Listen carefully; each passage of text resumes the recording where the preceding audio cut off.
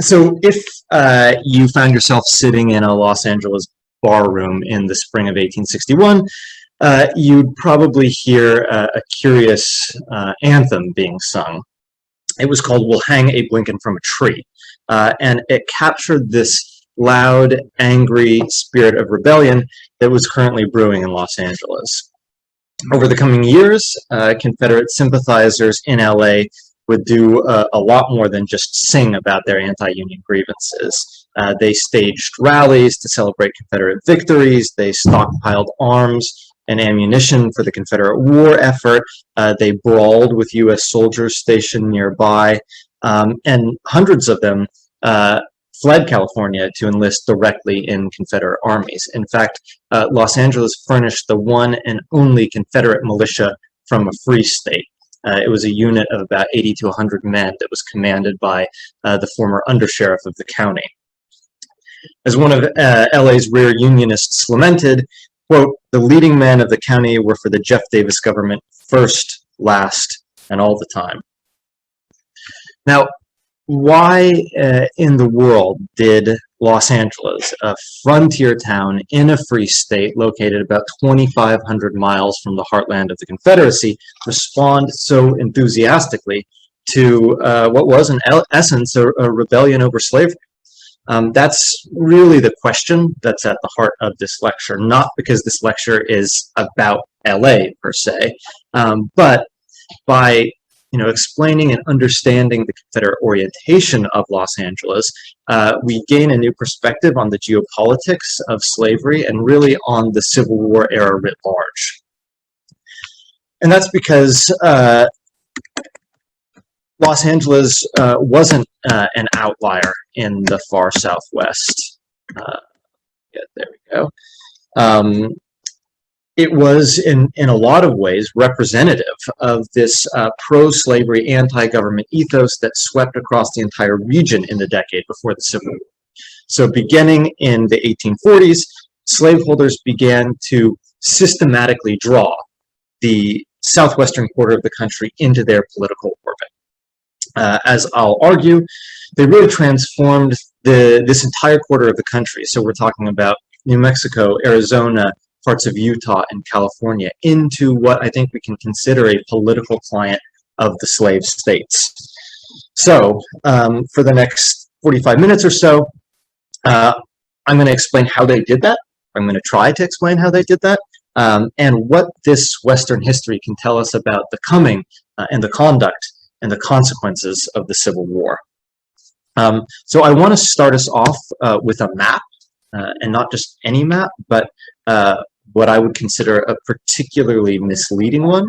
I don't know if anybody went to school in the US, but this is a variant of a map that any American school kid would get in their US history textbook. So you get slave states in one color, you get free states in another color, and you get the Western territories in this sort of neutral beige, right? But what I'm trying to argue here today is that there was nothing neutral about the territories of New Mexico, Utah, and what would become the territory of Arizona. And California doesn't really deserve its free state blue either. In fact, it would be more accurate, I think, to color the entire Southwest a shade of pink, which is what they did on the cover of my book. Now, to explain this map and how we get here and why it ultimately matters, I'm going to divide this talk into roughly 3 equal sections. First, I'll explain how slavery infiltrated the American West in the decade before the Civil War. Then we'll move to the winter of 1860, 1861, and talk a little bit about the crisis over secession and disunion, and how that reached well beyond the 11 slave states of the Confederacy. And finally, we'll spend a little bit of time in the Civil War itself and see how slaveholders' long-standing dream of a Western empire morphed into a full-blown military campaign. And at the end of it all, I hope we'll see the Civil War era from a new perspective, or at least from an enlarged perspective, and to appreciate how the crisis over slavery could never really be quarantined to the eastern half of the country. The Civil War, as I argue, was a continental crisis of the Union, and it left marks that we can still see to this day in the American West. So, to start, how did slavery infiltrate the American West? That story really begins with the California Gold Rush. So among the masses of young men who dashed off to California to make their fortune beginning in 1849 were thousands of white Southerners. And a number of these white Southerners brought enslaved African Americans west with them. And they forced those slaves to mine for gold and to do a number of tasks, cooking, cleaning, washing, sewing, upon which their mining operations depended. Now, some leaders look at these developments in California and they envision the next great slaveholding enterprise. Henry Wise, the future governor of Virginia, predicted that his state alone stood to make $1 billion. That's billion with a B, not with an M. $1 billion if Virginia could sell its surplus slave population into California. I mean, his estimate was obviously completely absurd, but Southerners in California did in fact prove over the next several years that they could reap pretty tidy sums from slave labor in the gold diggings in the mines.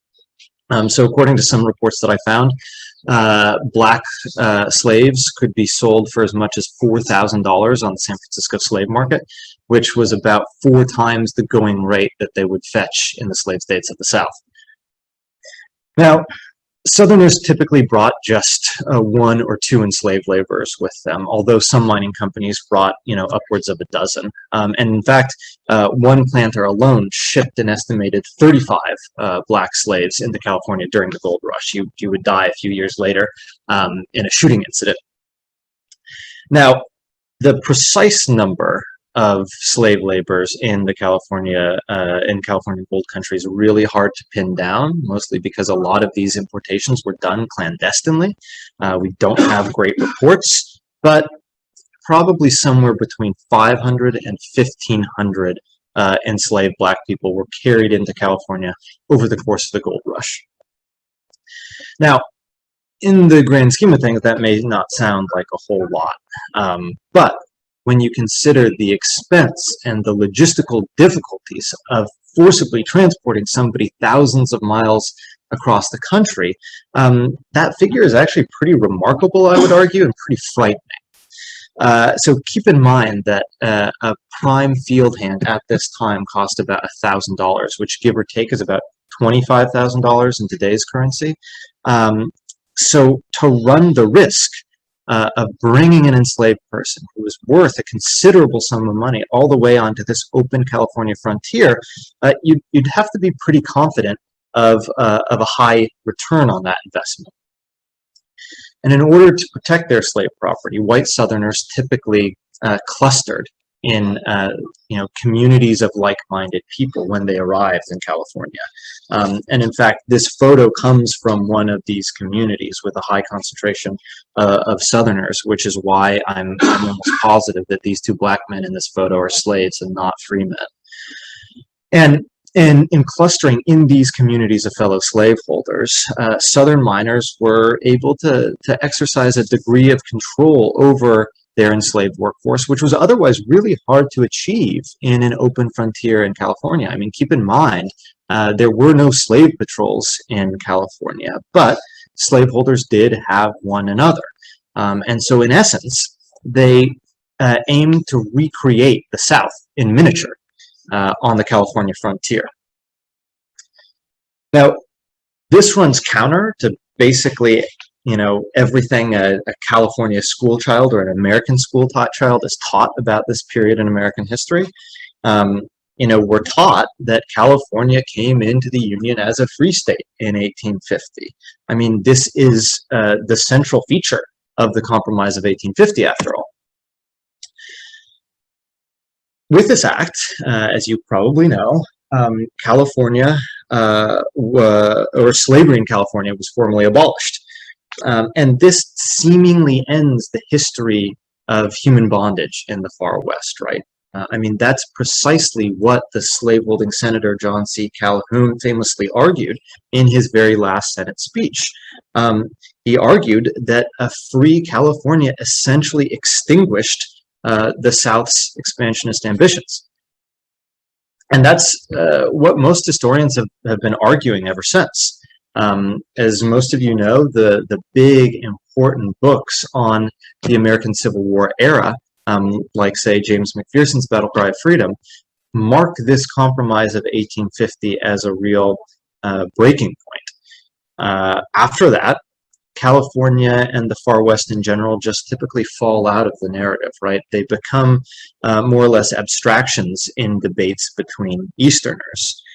You know, after the Compromise of 1850, California is no longer a central player in this great drama over slavery and the Civil War. And I'm not trying to pick on McPherson. Obviously, his book is a landmark. But I think it's also sort of emblematic of this broader tendency to sort of skim over the far West when we think about the crisis over slavery and the coming of the Civil War. What my book argues, though, is that the far West was never an abstraction. It was never inconsequential. I claim instead that the year 1850 really just marks the beginning of a new phase in this campaign for slavery's expansion. That California's struggles with slavery had only just begun. And that soon, neighboring territories in the Southwest would also get caught up in the thrall of slaveholders. I mean, you just need to look at what happened in neighboring Utah 2 years later. In 1852, the legislature of Utah resoundingly passed a slave code for the territory. So black chattel slavery had actually existed in Utah since the very beginning of the Mormon presence there. In fact, among the very first Mormon pioneers, or the very first pioneers to arrive with Mormon settlers, were 3 enslaved men. And you can barely see their names inscribed in this monument. It's called the Brigham Young Monument, Salt Lake City. They're euphemistically listed as colored servants in this monument, but they were indeed chattel slaves. Probably as many as about 100 enslaved African Americans were forcibly transported into Utah in the 1850s, where they could legally be held as property and where they could legally be bought and sold. Now, neighboring New Mexico passed its own slave code in 1859, 7 years later, and this code was far more draconian than Utah's relatively lax slave code. So the New Mexico statute gave this tremendous latitude to slaveholders in the buying and the selling and the beating of their human property. According to a U.S. senator from Kentucky, quote, "The New Mexico law is as complete on the subject as the law of any state that I know of." Now, the passage of these 2 slave codes in Utah and New Mexico, didn't prompt this mass exodus of Southern slaveholders into the Southwest. Again, there were probably no more than about 100 enslaved African Americans in either New Mexico or Utah during this decade. But these 2 codes sent powerful political and really symbolic messages to the rest of the country. They signaled the far West's support for the slave states right at the moment that the sectional crisis between North and South was really coming to a fever pitch. As the Territorial Secretary of New Mexico wrote to his friend Jefferson Davis back in Mississippi, this New Mexican slave code, quote, "perfected the title of the South to New Mexico." It's also worth noting that the territories of New Mexico and Utah at the time encompassed the present-day states of New Mexico, Arizona, Nevada, Utah, along with parts of Colorado and Wyoming. So these 2 slave codes meant that human bondage was legal across this huge swath of American territory.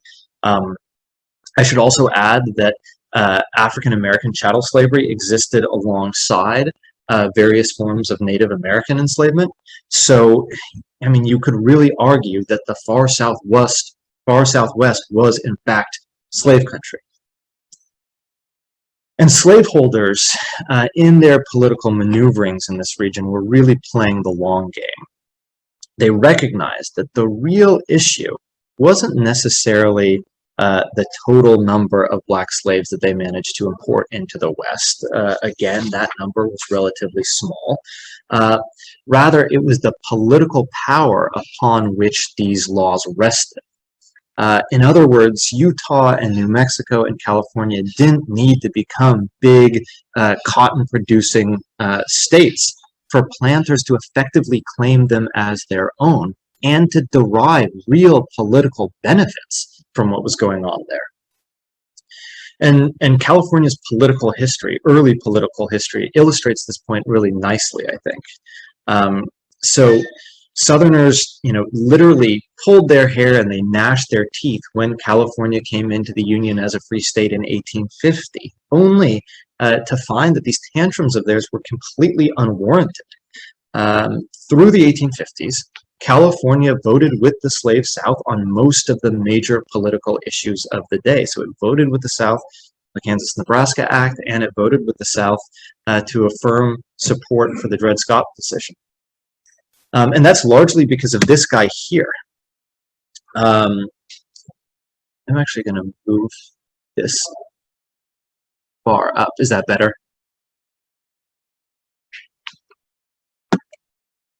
Maybe we'll just do this. Okay, is that better? Great. Yeah, so California's political fortunes were in the hands of this guy here, William Nguyen. Nguyen was California's ranking senator through most of the 1850s. All the while, he continued to own and operate by proxy a large plantation outside of Natchez with about 200 slaves on it. And in California, Nguyen ran this really well-oiled political machine, which maintained a virtual monopoly on all the major federal jobs within California, which he then packed with all his Southern-born friends. Nguyen effectively had a monopoly on the patronage system, so that by the mid-1850s, the San Francisco Customs House, which was considered one of the juiciest plums in the state, was so crowded with these Southerners on fat federal sinecures that it became known as the Virginia Poorhouse. And we sometimes forget just how important these patronage positions were in mid-19th century America, because the history of, say, post offices and customs houses isn't exactly the sexiest historical topic there is. But in 19th century America, politics really ran through these patronage appointments. And in California, again, these patronage appointments belonged, by and large, to white Southerners. So even though white Southerners never amounted to really much more than 30% of California's population, they won election after election after election. 1850s California was a state government of minority rule. And California's courts reinforced this minority coalition. So 5 of the 7 justices that sat on California's Supreme Court between 1852 and 1857 hailed from the slave states. And one of the Northerners on that Supreme Court was a supporter of John C. Calhoun's presidential bid, so not exactly a stalwart anti-slavery man. And most prominently, the Chief Justice of the California Supreme Court, a guy by the name of Hugh Murray, was a strong pro-slavery man. And on dozens of occasions, Murray's Supreme Court and the courts beneath it ruled in favor of slaveholders and against the freedom claims of the enslaved. In one of his most important rulings, Murray claimed that the anti-slavery provision in California's state constitution was a mere, quote, declaration of principle. Any slave brought into the state, Murray elaborated, quote, does not become ipso facto free, nor is his status changed. And he called free black people, quote, festering sores upon the body politic. So in effect, these courts ensured that California was a free state in name only. And that's precisely why slaveholders continued to import enslaved people into California after 1850, after the passage of the state anti-slavery constitution, because they knew that they effectively had the law of the land on their side. A letter from one young Kentuckian in California's Gold Country sums up this logic pretty well, I think. He urged his father to send one of the family's slaves from Kentucky into California in the early 1850s, writing, quote, "Once he gets in, I should like to see anyone get him out." Now, anti-slavery politicians tried to mobilize against Southern Democrats in the state, but they largely failed. So take, for instance, the short career of a guy named David Broderick.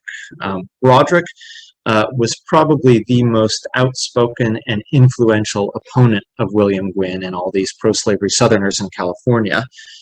He was basically a constant thorn in their side, and he was this very rare voice of anti-slavery conscience within the far West. And towards the end of the 1850s, he actually managed to get himself elected to the U.S. Senate from California, a real breakthrough for a Northerner. But he only lasted about a year on the job until he was goaded into a duel by the Chief Justice of California's Supreme Court at the time, a guy named David Terry.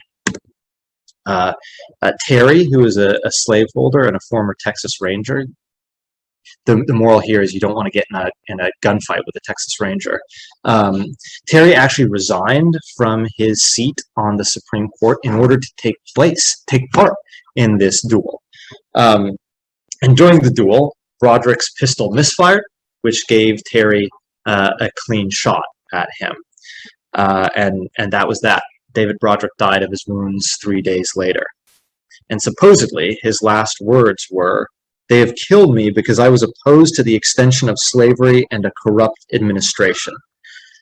Broderick was the only U.S. senator to be killed outside a war zone until Huey Long in 1935, and then Bobby Kennedy in 1968. Now, hand in hand with Broderick's death was the absolute dismal performance of the Republican Party in California. The GOP, as you probably all know, was founded in the 1850s as the first major anti-slavery political party in American history. And by the late 1850s, these Republican politicians were really surging across the Northeast and across the Northwest. But in California, they were absolutely trounced year after year. So in the 1856 presidential election, John C. Fremont, who was actually once a hero in California, sort of made his national name in California, got just 19% of the state's total vote. Anti-slavery politics in California were so unpopular that in 1857, the GOP nominated an actual slaveholder for its gubernatorial candidate. That's how unpopular anti-slavery politics were. And that's, I'm sure, the only case in the history of the early Republican Party in which they nominated a slaveholder to be the standard bearer for the party. He still lost in an absolute landslide. True, Abraham Lincoln ended up carrying California in 1860, but he did so with the lowest share of votes that he got in any free state. And only because the Democratic candidates, as you know, so effectively split the ticket that year. Lincoln called this, quote, "the closest political bookkeeping that I know of." He won the state by just about 600 votes out of 120,000 total votes cast, in a razor-thin victory for Lincoln. Meanwhile, California's entire congressional delegation, its 2 congressmen and its 2 senators, all supported the pro-slavery Democrat Breckinridge for president. So that basically brings us to the secession crisis and to the eve of the Civil War. When South Carolina passed secession ordinances and broke from the United States in December 1860, it set off this chain reaction of disunionism that rippled all the way across the continent. And really, that's how we need to think of secession and the coming of the Civil War, I argue. As a fully continental crisis that reached from Charleston Harbor all the way to the shores of the Pacific. The most dramatic rupture in the far west took place in Arizona in March 1861. So unlike today's state of Arizona, which sits directly to the west of New Mexico, Arizona at the time was this broad swath of territory that sat just south of New Mexico territory. And it was populated by this combination of Native Americans, some Mexican-born settlers, and a whole bunch of white Texans. And once these Texans caught word of South Carolina's secession convention, they held 3 separate conventions of their own in Arizona, in 3 separate towns across the territory. Now, most Confederate states, or what would become Confederate states, just held one single convention, but Arizona felt like it needed to make its position triply clear, I guess. And in each one of these conventions, the delegates voted overwhelmingly to break from the Union. Again, this was March 1861, which means that Arizona seceded before the slave states of Virginia, Arkansas, North Carolina, and Tennessee. So in a very real sense, Arizona found itself on the leading edge of a national rebellion. Now, following Arizona's lead, secessionists began organizing in other parts of the far west as well. In California, rebels started recruiting for what they hoped to be sort of a Pacific Coast extension to the Confederacy. Hundreds of them mustered in Los Angeles alone in support of the Confederacy. Then in San Francisco, a group of rebels approached Albert Sidney Johnston, who was then the commander of the U.S. Department of the Pacific, and they urged him to lead a rebellion from within California. Johnston ultimately refused, and he told them, quote, "If you want to fight, go south." Johnston, as we know, followed his own advice. He returned to the South. He was given a commission as the second highest ranking officer in the Confederate Army, and was ultimately mortally wounded at the Battle of Shiloh. You know, as a lot of you know, I'm sure, a favorite counterfactual of Civil War historians is, what if Johnston survived Shiloh? But I actually like another counterfactual even better. What if he took the offer that these California rebels proposed, and he actually surrendered the Department of the Pacific to the Confederacy? In the end, though, Arizona was the only part of the far Southwest that ended up formally seceding from the Union, which I think, you know, raises a fair question about the thesis of my entire book. You know, if this part of the country, if the far West was so loyal to the slave South, why didn't more of it join the Southern War effort? Part of the answer has to do with Abraham Lincoln.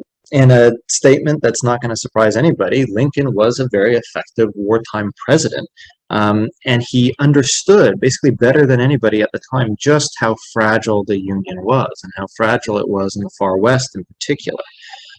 So Lincoln initiated this sweeping purge of federal officials, about 1,500 of them in total, the largest purge of federal officials up to that point in American history, and he replaced them all with reliable Unionists.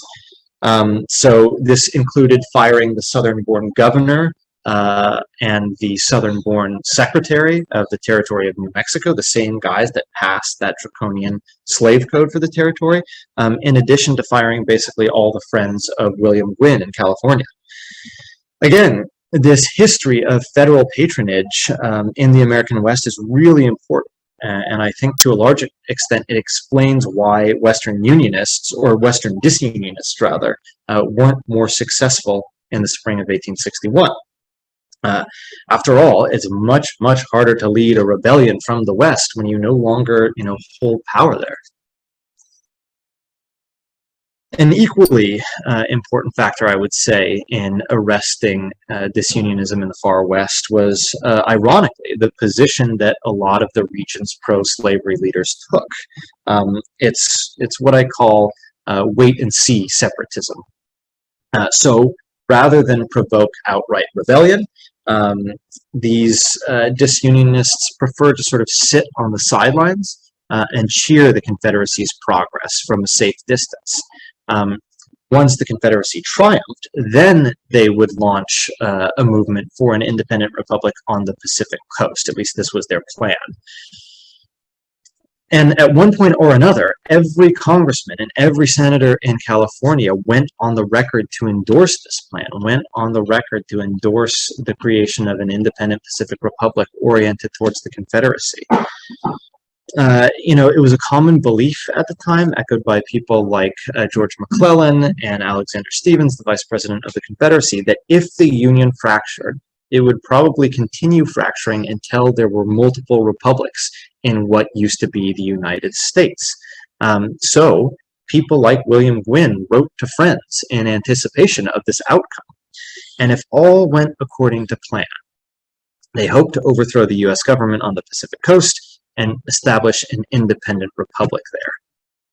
And in the summer of 1861, things were actually looking pretty good for rebels like William Nguyen. And that's because the Confederacy's very first invasion of the war brought the fight to the far west. It began with a tiny force of just 250 Texans who slipped across the border into Arizona in July 1861, but then it grew to an occupying army of about 3,000 men. What was known as the Confederate Army of New Mexico. By March of 1862, this force had actually seized Santa Fe, making it the only Confederate army to ever seize a capital in Union territory. Now, I'm not going to go into a great deal of detail on this campaign because an upcoming Civil War Roundtable lecture is going to handle it probably much better than I'll be able to. But I do want to address a common misconception of this invasion, which frames it as either something of a sideshow or as sort of an errand into the wilderness. True, the general that led this campaign, Henry Hopkins Sibley, was more or less unprepared for a long campaign in a hostile environment, which in hindsight can make the entire invasion seem like it was destined to fail. Sibley had initially hoped that he could sustain his army off the fat of the land, but as the campaign wore on, he found the southwestern countryside was alarmingly lean. And for much of the invasion, two of his companies lacked firearms, and so they carried lancets into battle. It wasn't terribly well thought through, even if it was colorful, I guess. Sibley himself was drunkenly incapacitated at several crucial moments in this campaign, supposedly to battle the pain caused by his kidney stones. So, despite getting a pretty good start, the invasion was turned back decisively in the spring of 1862 when Sibley's supply trains were destroyed at the Battle of Glorieta Pass. And by the time his army limped back to Texas, they had lost about 30% of their total fighting force, which by the standards of the war, as you know, was an astronomical casualty rate. Sibley himself soon conceded that the region wasn't worth a quarter of the blood or the treasure that his men had sacrificed. But before we completely dismiss the campaign, I think it's important that we sort of shift our framework. And I'd argue that we should view the invasion not necessarily from the perspective of high command in Washington or in Richmond, but rather from the perspective of Los Angeles or Santa Fe. From that perspective, this was actually a pretty major campaign. In fact, the Union and Confederate forces in New Mexico in 1862 were some of the largest and best equipped armies, if not the largest and best equipped armies that the region had ever seen. And for beleaguered Unionists in the West, it all fit this alarming pattern. The rebel invasion of the Southwest was essentially a military continuation of a political campaign that had begun more than a decade earlier. This is why a U.S. soldier stationed in New Mexico wrote to the U.S. Secretary of War in a panic at the approach of these invading Texans, because he knew his history. He knew that slaveholders had coveted this region for years. According to him, the invasion belonged to, quote, a grand scheme of intercommunication and territorial expansion more vast and complicated than was ever dreamed of by Napoleon Bonaparte in his palmiest days of pride and power, unquote. And Sibley's invasion wasn't the only threat to the far west, far, far from it, in fact. So pro-Confederate activity in Los Angeles had become so alarming that by 1862, Union authorities built this extensive military complex to the tune of $1 million, known as drum barracks, right outside the city. By the way, if you think you're seeing a camel in that photo, that's because you are. And I'm happy to talk about the very strange history of camels in the American West during the Q&A. Anyway, thousands of Union troops and a couple camels all passed through drum barracks over the course of the war. And one of their duties was to police the rebellious population of Los Angeles. Their commanders understood that the East and West were held together by this very, very narrow thread. So only through overwhelming military force could the Southern hold on the far West be broken. You know, this was one of the key lessons from Los Angeles and elsewhere during the war years. So the buildup of U.S. troops at drum barracks was accompanied by this flurry of policies and federal actions. The slave codes of New Mexico and Utah were abolished. Laws permitting the virtual enslavement of Native Americans were overturned. Rebel sympathizing newspapers in the far West were banned and then ransacked. Confederate sympathizers, including William Nguyen, were arrested and imprisoned. Actually, a number of them ended up here. They were some of the very first prisoners of the penal complex of Alcatraz. Still, though, Western rebels fought on. So in 1864, a Confederate captain by the name of Rufus Ingram brought this small taste of Missouri's guerrilla warfare to frontier California. Ingram was in fact a veteran of William Quantrill's notorious partisan band, and Ingram actually took part in the rebel raid on Lawrence, Kansas in 1863, in which Confederate forces burned basically every building in the town and killed about 180 civilians. And Ingram basically tried to replicate this brutal success by moving west and then recruiting dozens and dozens of rebel Californians. His band of partisan rangers in California succeeded in raiding a couple of Wells Fargo stagecoaches loaded with gold and silver, and generally wreaking havoc across the countryside outside Sacramento.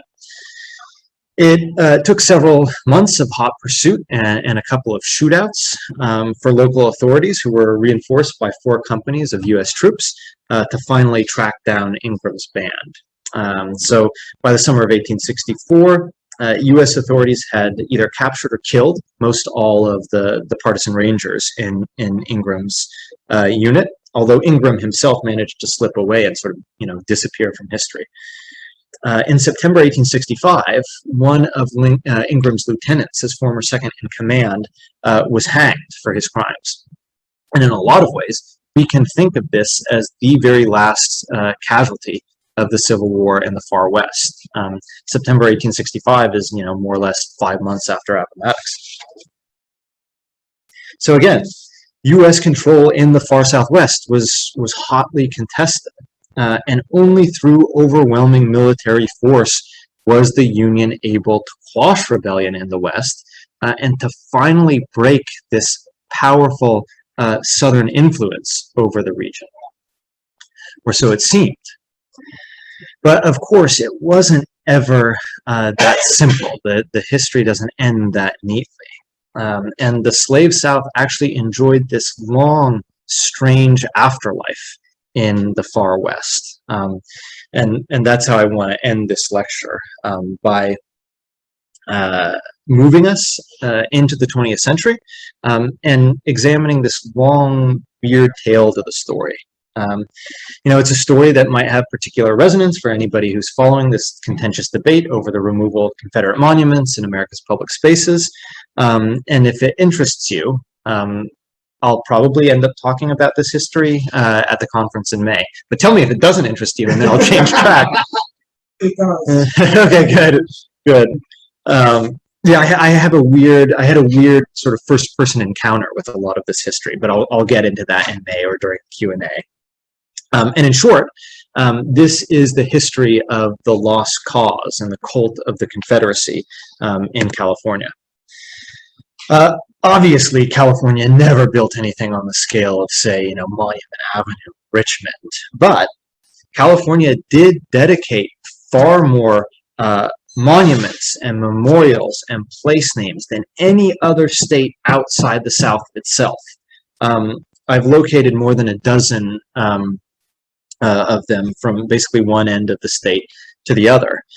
So there were large stone memorials to the common Confederate soldier.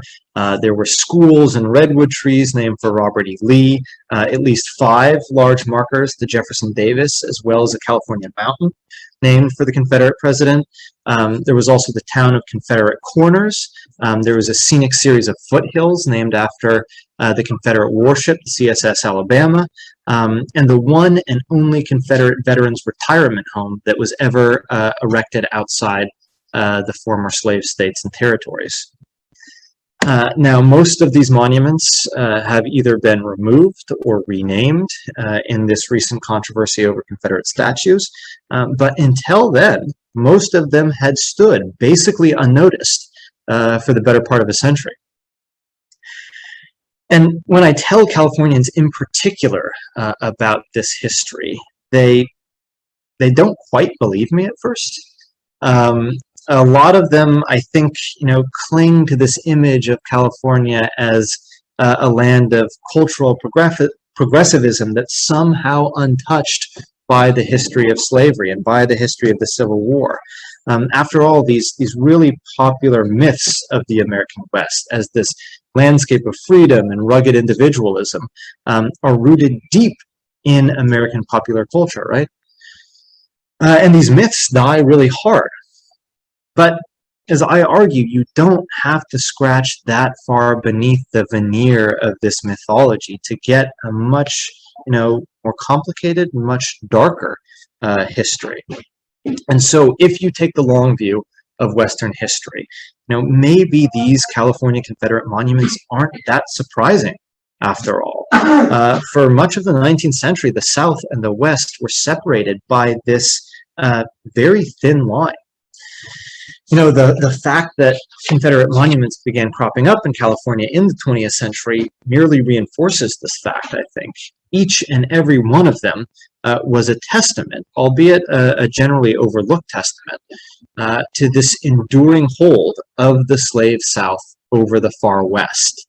And that's the long, strange history that my book tries to uncover.